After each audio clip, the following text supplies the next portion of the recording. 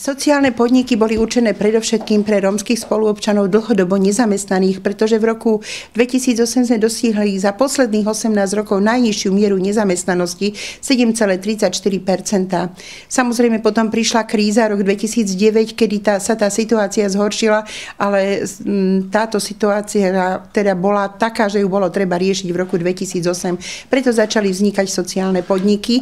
Vyložene boli určené, boli to pilotné projekty, kde sme potrebovali odskúšať ekonomiku, daňovníctvo a podobne. Čiže v tejto chvíli musím povedať, že bolo vytvorených, kým existovali nejakých 871 na pracovných miest, malo to byť celkom do 2000 pracovných miest a jedno miesto malo stať okolo 9680 eur.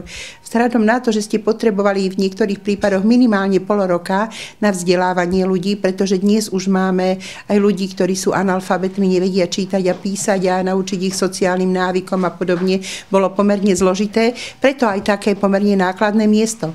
Ale ak si vezmete s tým, čo teraz pán Mihál urobil návrh na riešenie a preškolenie opatrovateľov na viac ako 5700 eur, pričom tento projekt mal trvať 30 mesiacov a bol podporovaný 30 mesiacov a to jedno pracovné miesto na tých 30 mesiacov vyšlo na tých 9680 eur zhruba.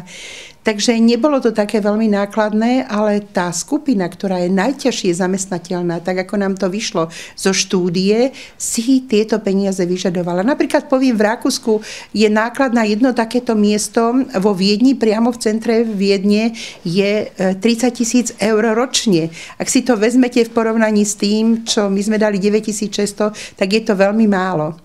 Takže asi toľko. A ešte snáď by som povedala takú vec k tým sociálnym podnikom. Veľmi ľahko to bolo spolitizovať, ale nikto si neuvedomoval, že predtým, ako sa projekty sociálnych podnikov spustili, že nemali záujem podnikatelia túto skupinu ľudí vôbec zamestnávať, ani vôbec získať peniaze na ich preškolenie a vyvzdelávať si ich. Preto sme museli požiadať, aby to urobili neziskové organizácie. Ani fungujúce neziskové organizácie nemali o to záujem a preto sme museli dať možnosť aj novovznikajúcim.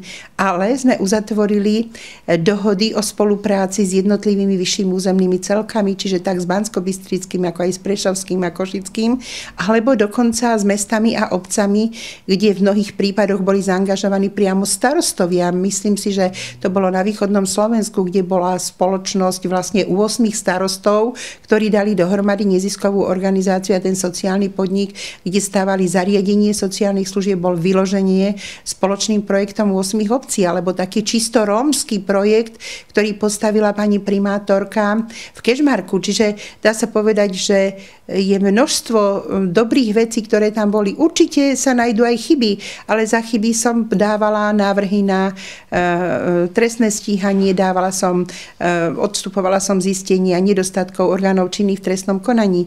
Viete, pani Nikolsonová povedala, že dala trestné stíhanie na Tomanovej sociálne podniky, ale Tomanovej v tých sociálnych podnikoch nepatrí ani nitka.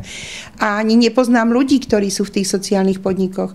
Ale nepovedala to, že Tomanová dala prešetriť orgánom činným v trestnom konaní všetky tieto podniky, ktoré sa dopustili nedostatkov a všetky zistenia boli negatívne. Až na jeden, a to v Horehronskom podniku, kde sme zistili, že boli prerazené čísla na novonakúpených strojoch a nakoniec aj tam sa dokázalo, že to nepochybil sociálny podnik, ale že to pochybil dodávateľ. Dodávateľ prerazil. Čiže tam, čo konajú orgány činné v trestnom konaní, ale nikde inde.